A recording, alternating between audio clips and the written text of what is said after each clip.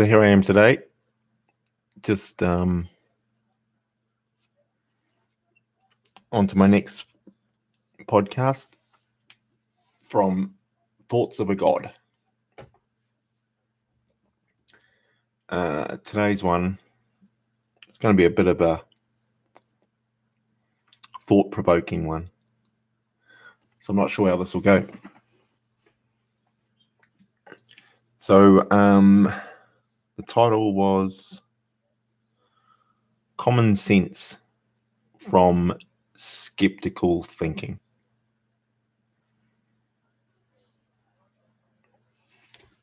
So I think about this a lot, and I try to challenge the way I think.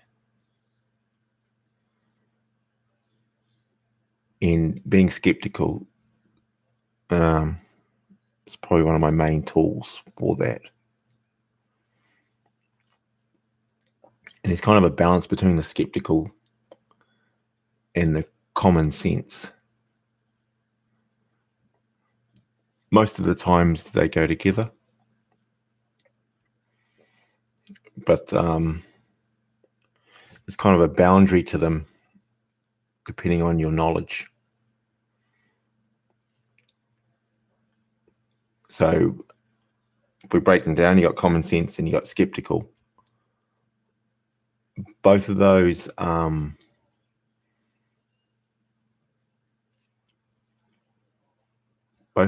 words are better. You have more of the more you know, or the more you learn. Your common sense, you're only common sense to the level of your ignorance. And your skeptical questioning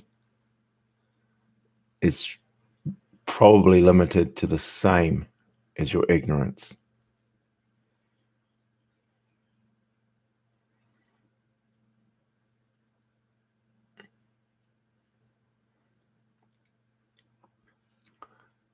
So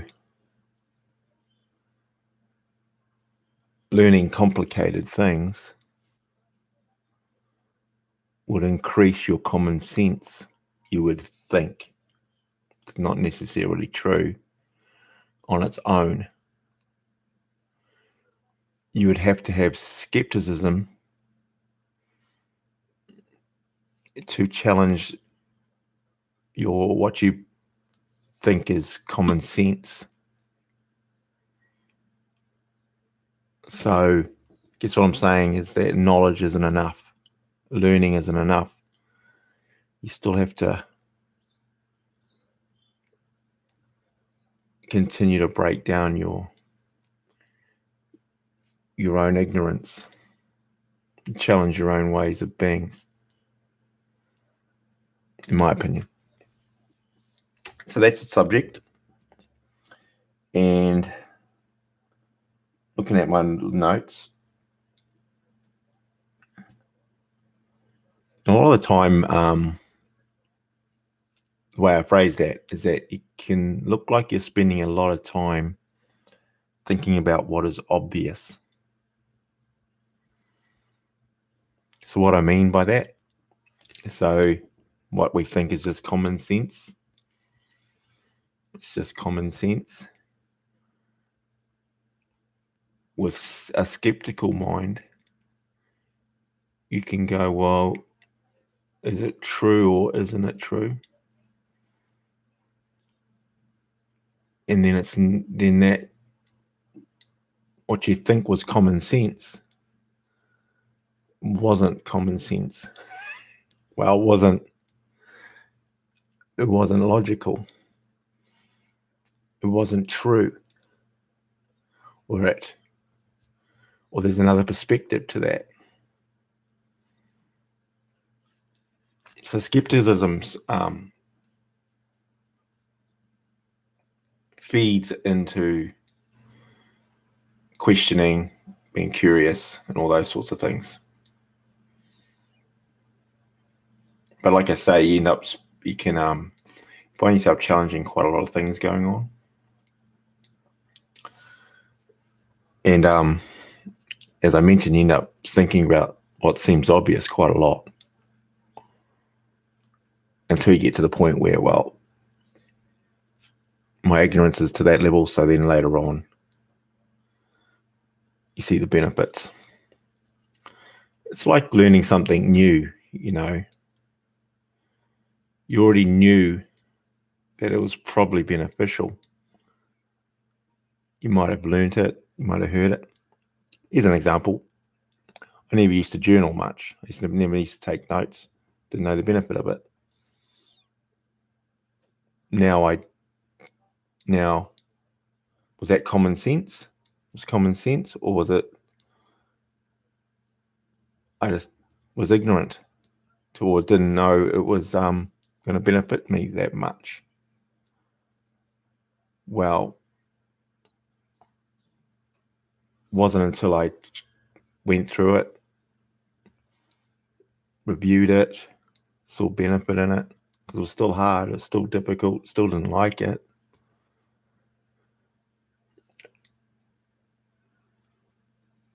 And now I call it common sense to journal and write down. So it shifted from, guess what I'm trying to say, it can shift from something that was common sense. It's common sense to sleep or get enough sleep. That sounds like common sense. It sounds like common sense to have water and food, or the amounts you might have. It sounds like common sense. It sounds like common sense to wash, to clean yourself. That sounds like common sense. But it took a bit to become common sense, correct? So what becomes my common sense is now widened to, I would say, it's common sense to journal, to write things down, to improve your communication, to review. I would say that's common sense, right? But that's still my common sense in a phrase of what we're calling common sense. It's common sense. Common to who? Common to people that I know, or I've read about, or I've seen. Doesn't make it common sense, right? So it's only common sense until it's common sense to you. It's not common sense if you're not doing it. Then it's not common, right? We can read the news and say it's common sense to stay home because of something. It doesn't make it common sense because I didn't stay home. I went and did that, you know. So what I'm saying here is, from an individual perspective, common sense, you can keep widening your common sense on the back of what's already out there as knowledge and known and practiced and tested and proven examples. It's just making it common sense to yourself. You know what I'm saying? So that's what I was getting to in a level. And then there's the opposite. There's perspectives that you think is a common sense and is a practice that you use, which doesn't mean it should be used or should be done. So we might think that's common sense. And we go, well, it's only common sense, but doesn't mean it's a good idea. Doesn't, we can challenge it. We challenge challenging what you view as common sense is difficult. Yet yet it benefits you if you can. So it keeps everything in balance. But as I said before, you end up thinking about stuff that might be obvious. Okay, as an example, common sense. It's common sense to follow the rules that an organization has made. That's common sense, correct? Does it mean the rule is beneficial? Does it mean the rule is correct? Not necessarily, right? That's where we get skeptical. That's where we challenge. But we still follow it because we say that's common sense. So, what's happened here? So that's the groundwork for where, if we stick to that kind of level of common sense in a framework, can then go, well, that's a process, right? There's a process to learning, thinking, reviewing, all that stuff, and challenging what I think is common sense already, and then modifying whether it's worthwhile or not to do of something that's common sense with a skeptical mind. And you think, well, what's the value in that? I'm like, we already knew it was common sense. So how come you're being skeptical on everything that's just common sense? Well, that made it more clear for me to understand how that derived to common sense. I wasn't just told it was common sense. I have to decide whether it's worthwhile or not. So it's pulling out the society's side to what common sense is and what media will say and all that stuff, and then building your own perspective from it to it. And how do you go about that? So the other piece that is in there, so we've got process. We've got the process of challenging. Now the other piece, which I spend as much time on as I can, is the emotion.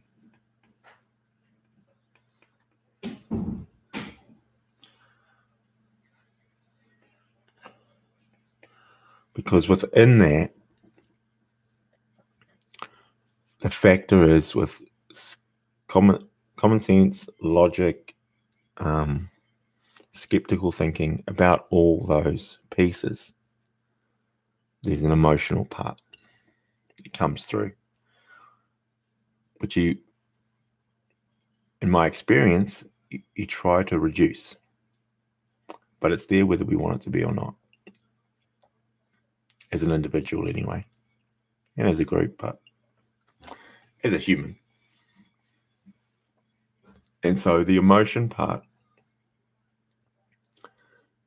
is, what does that play in the process of questioning and being skeptical and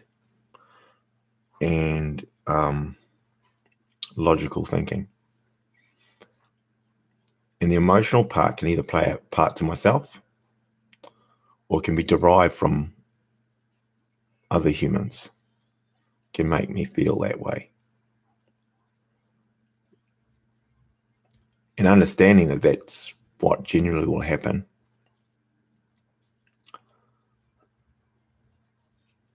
can determine how I work through the process. So it's really important to be self-aware and understand that emotion is going to be brought into that process, whether I want it to be or not. I can sit here and say the whole time I just got to suppress the feelings or not be emotional on it, the reality is there's a degree of it anyway. There's a degree in both areas, whether I like it or not. It's what, from the core of an emotion, is what's decided to either start the act or progress the act. You know, there was some emotion attached to it anyway, from whatever level. Doesn't mean I was crying the whole time, or doesn't mean I was laughing or shouting from a thing, but at a level, there's a degree of emotion, if you're aware of it, at some point within the process. So some point within every process, there's going to be some emotion, which we're going to pull in from somewhere. Well, I do anyway. And it can be the historic, current, or thing. Some feeling coming into this process either way. So there's plenty of tools to try and reduce that, but ultimately just being aware that it's there and practicing, continuing to carry on with the process is one way to deal with it. But you still have to realize that even when you've done the process and you're moving forward with it, dealing with the emotion of the decision or the choice or the change or the review process will require some type of some kind of tool to work through the emotions of it. And it's ongoing, which is an interesting one because the processes that you generally have in place would normally help that. You know, the basic ones from fitness to nutrition to sleep. You know, those three things tend to, you can have those three, and then I guess from an emotional point of view, maybe support from other humans. You could say that's an element there too, to be honest.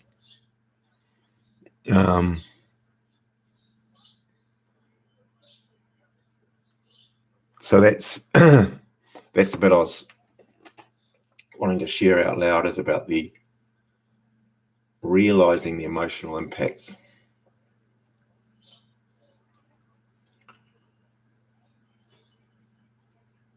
Which is why I've spent quite a lot of time on doing different things. If you look at this room in here, why I have my environment kind of laid out the way I spend a lot of time doing this. You think, well, it's kind of a waste of time. You know, I muck around changing something or doing that, or, you know, what's wrong with it the way it was? And that's true. What was wrong with it? But it's the emotional piece to all of it. You know, the emotional piece of the environment that I'm sitting in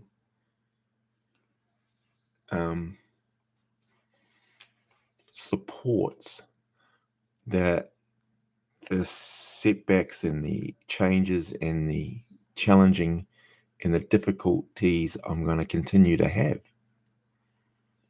And these things around me in my environment inspire me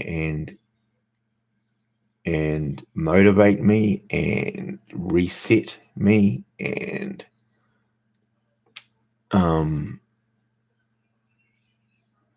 like calm me, you know, things of that nature. And vice versa with having people in my life. They do the same, they provide the same things, even though they may be challenging at times or difficult or things, they have the opposite effect as well. They have the calming effect, they have They have the wisdom, perhaps, or they have some other piece that they provide at the same time. So, I guess the biggest bit in this whole piece is just really understanding that. And I wanted to share that because sometimes I come across, and this is from feedback, that I'm not emotional, or I don't care. My decisions may look like that, but it's generally a process to get to that, because I care deeply, actually. I just guess I have when you go through a process of challenging everything, it creates quite a deep, strong opinion on it. And so I can look, when someone asks me a subject, look like I'm reasonably knowledgeable about it, because I can, from the surface level,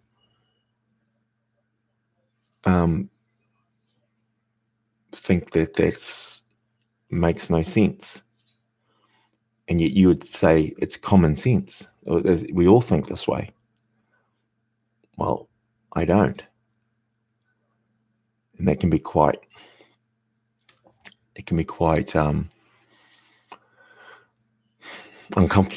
uncomfortable, I guess. It's a bit like, I've said this several times, it's kind of like the birthday thing, the anniversary thing. I don't see any value in it, yet I do see value in it. It may be common sense to give someone a gift, or to me that's common knowledge, or it might be something that people have always done. Whether it's common sense, I disagree.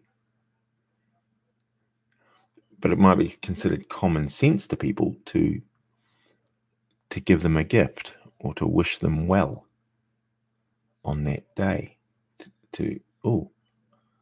I better ring my friend because it's their birthday. And you would say, well, that's common sense. It's common sense to do that. No, I don't think it is. When you question the why am I ringing them? And people will say to me, because I care about them.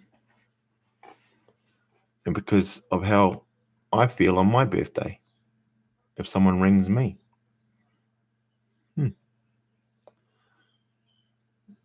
That doesn't make sense either. Because if that person rang me today versus apparently the day I was born, it has the same value. The value is still high. Why would I consider it value that you rang me on my birthday over you rang me yesterday on a general day? What's more special? Is it more special to ring me on my birthday than it is to ring me now? That's the bit, right? That's the bit I don't get. It's almost for me, the social kind of projection that if you feel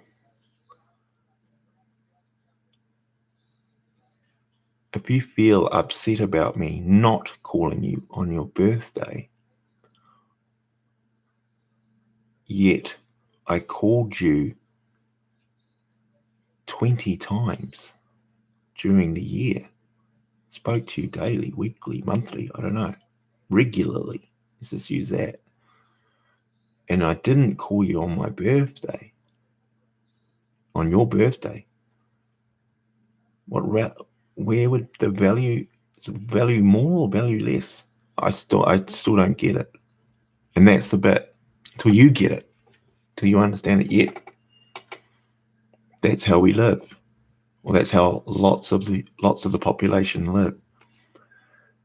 And with someone like me who lives on the outside of that, it's perceived as cold and harsh.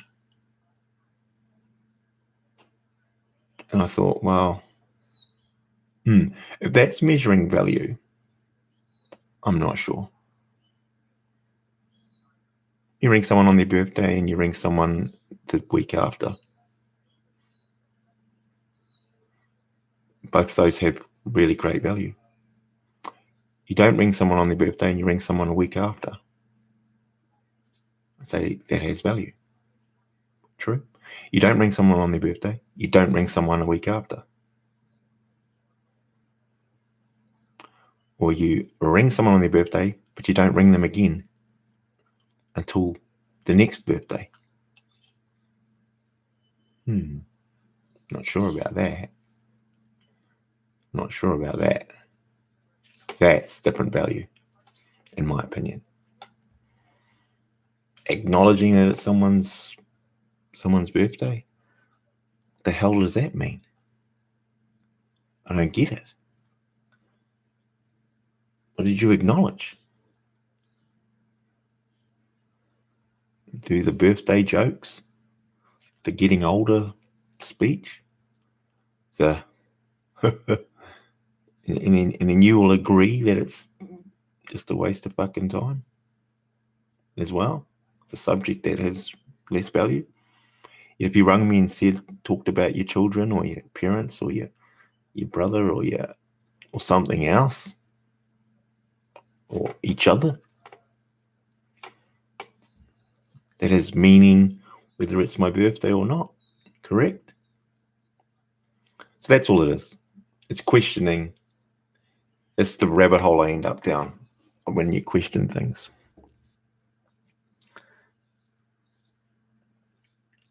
And then I continue on that through, unfortunately for my family, all these social events tend to take on the same mindset and end up in the same construct. Doesn't mean I don't go to them. Don't get me wrong. I go to the party. I go to the birthday. It's all good. I just generally won't wish you a happy birthday because I don't get what that means. But I'm here. Hey, I'm going to talk about something. The main reason I don't go to the birthday parties that often or generally is I find the person whose birthday it is, we can't talk. They're just wallowing around with 20 people that they know all at once. It's like, I don't get it. It's almost like a funeral, but you're still alive. You're alive at it.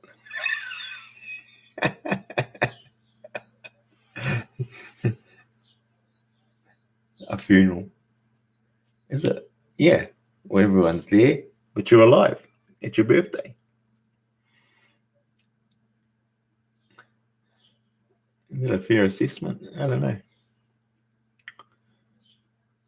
You don't get a word in, or you don't get to talk to anybody with any real meaning. I mean, that's the way I take it anyway. Not to really kind of listen and learn or hear from the 30 people that are there, right? Not really. If someone that you haven't seen for ages shows up at it, you're like, freaking out. When that happens, generally you would have preferred to go and see them on their own and spend time just listening and talking to them, sharing. But when you got 5 of them in the room at the same time, potentially, you kind of get nowhere. oh, oh no, we'll see you again later. Okay, and then it disperses and you don't see them again. True. So I'm not convinced. Not convinced. There could be outside pieces that support the opposite, but not convinced.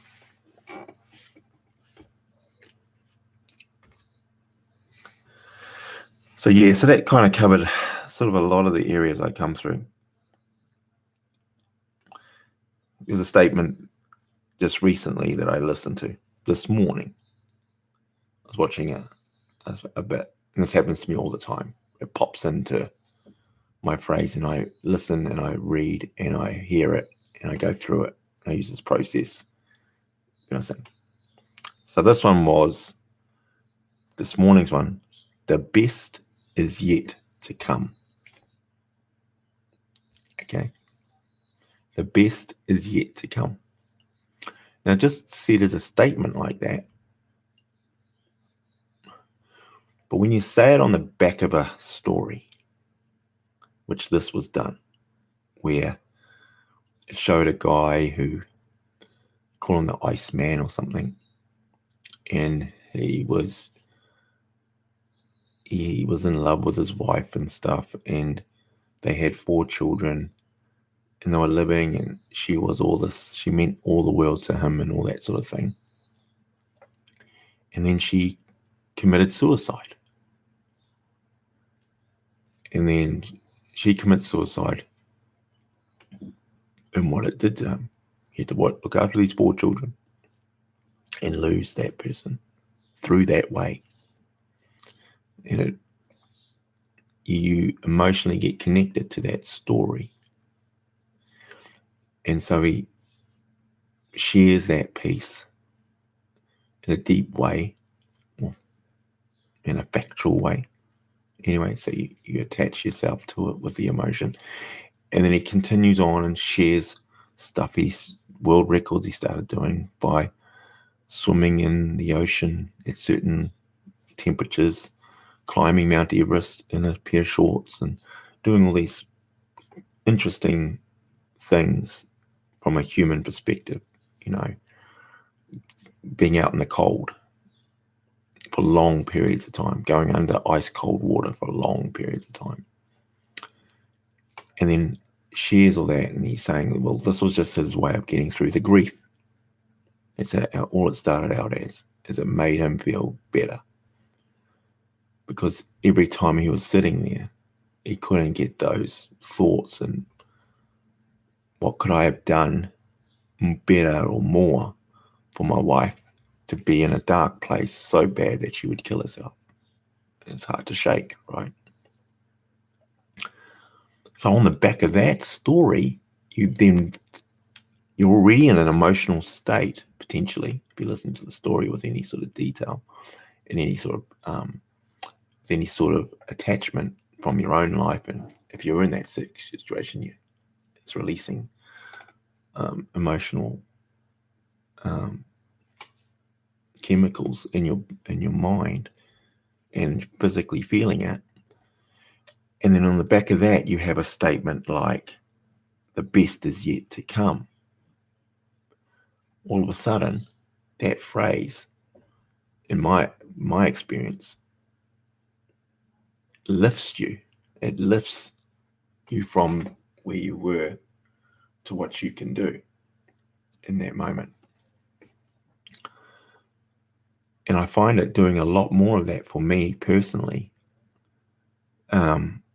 When I'm more self-aware of what's going on at that time and while I'm listening, and then I listen to his praise.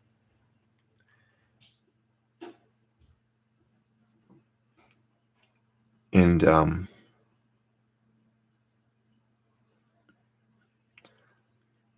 so then what goes through my mind as I listen to that phrase, and it always centers me to the same type of thing as the best is yet to come. It's opportunity. That's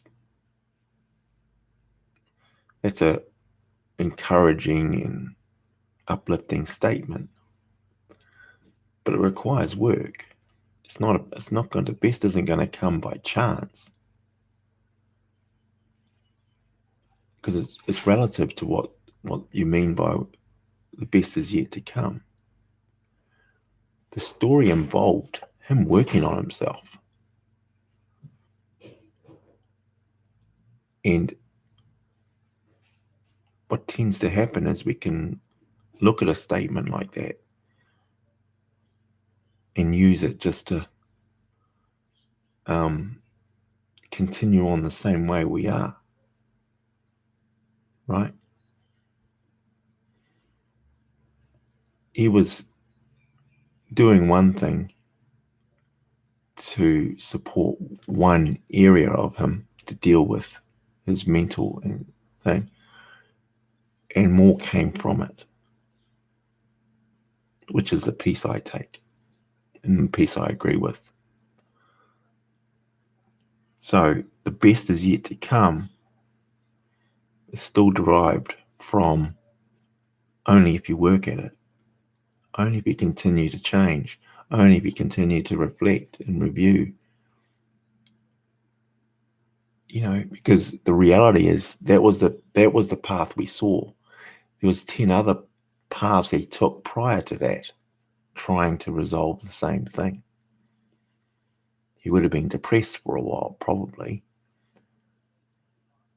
He would have made other decisions for a long time as well, correct? Based on not knowing what he knew, what he didn't know, right?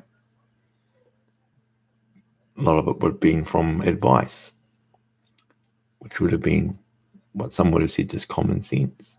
It's common sense to do this. Okay. Well, he took this path and he ended up doing these things. Is that common sense? Is it common sense to go and stick yourself in cold water for 10 minutes? Is that common sense to get through grief? Probably not. And is that the only solution too? Probably not. So that's what I get when I listen to that. I listen to the statements, review it.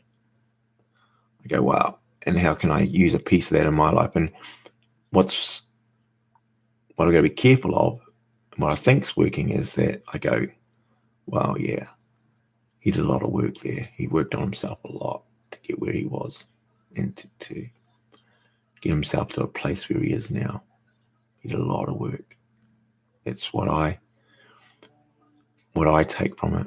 And it was every day, all the time, repetitive, consistent. He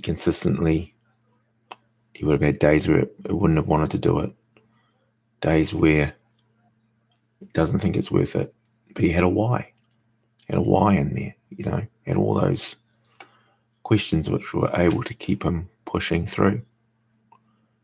Ultimately, it turns out it made him feel better for a moment in time. And he was probably good at it too. He probably was already good at it, which is cool.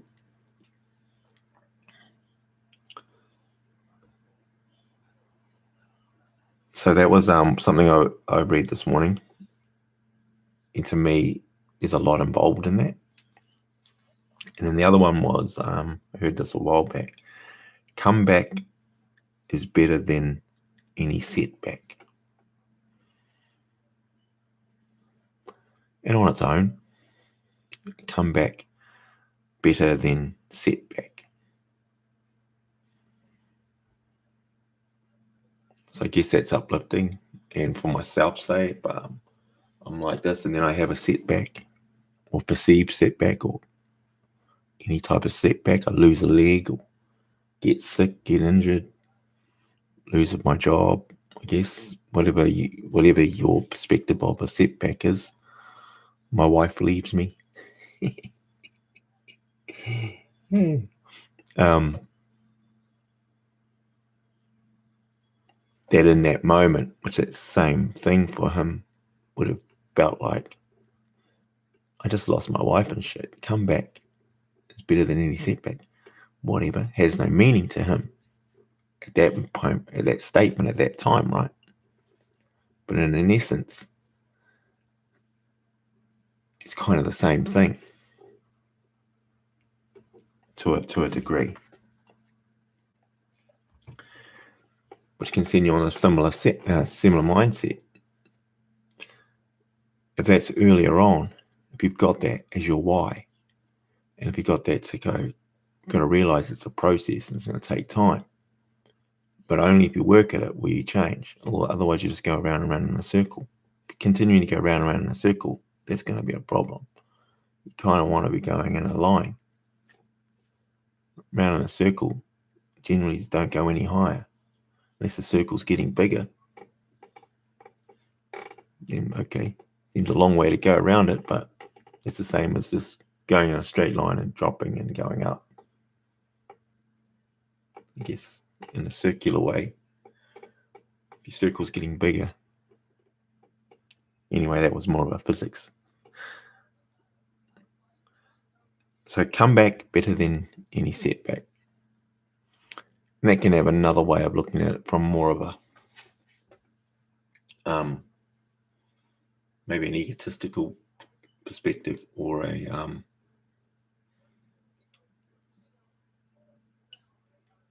it is from a place here to a place here.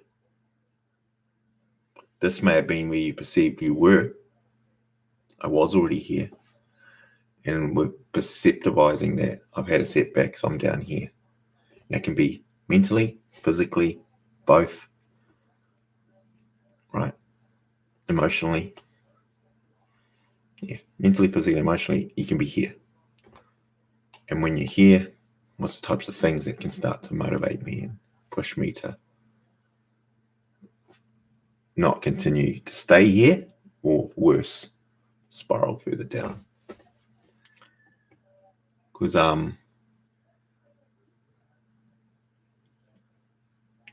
satisfying hurt emotions is generally sabotage, from what I've experienced. And we can have incremental sabotage, or we can have just downright real sabotage, from what's an incremental sabotage might be eating some ice cream. I guess that you consider that incremental sabotage, ice cream, chocolate, and all that sort of crap for a few, binge eat for a while. I could argue that that's a emotional kind of sabotage, to gambling, drawing out all your savings and going to the casino, or putting it on some horse. I argue that's emotion driven. If you're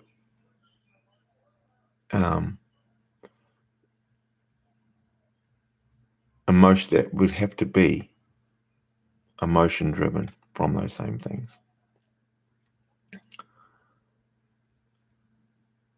So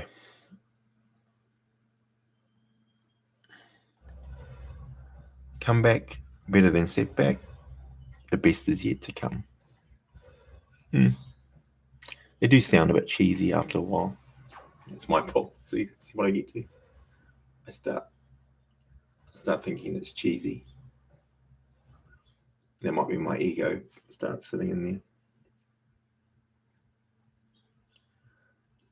I guess what I get to is that that's going to require work to get there. It's not a prayer or a wish. Reality kind of requires other elements to have that level of success. I can buy a lotto ticket and win and say, man, see, the best was yet to come. See that, what a comeback. I made a great comeback. No. No, that's not what we're talking about here. Feels like it would feel freaking great, I guess. I haven't had it. I had won money before, and every time I won it, it wasn't enough for me to. It was a bit like eating chocolate at the time. I think it gave me a little lift at the time, but it didn't last. So I think about that, and I think if I won 10 million, it's hard to think that would only last a little bit. Would still require the same process, I'd say. It would still require a lot of work to be successful with it. Or I would imagine you end up in the same position.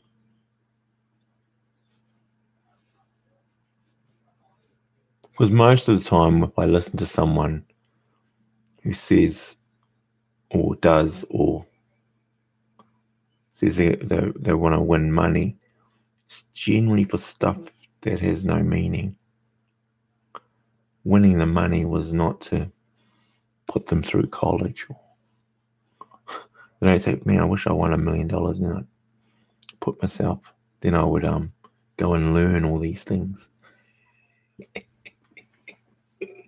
Don't hear that too often. It's generally, yeah, oh, man, if I won $1 million, you know what I'd do? I'd go back to school and learn finances.